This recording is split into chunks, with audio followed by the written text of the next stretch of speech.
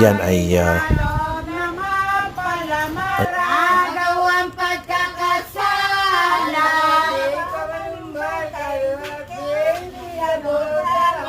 Nalalong nakabanan lang iinig ang katawan. Kung ito'y maglanggo na ang nakalilimot ka sa lay na katulad. Awin ang inog at isipin mong tibos ang sa mundong pagkatapos. At kung di ka gumanito sa aba mo, ngang aba mo, walang pagsalang totoo sa pilitang barat na mo. Hirap sakit sa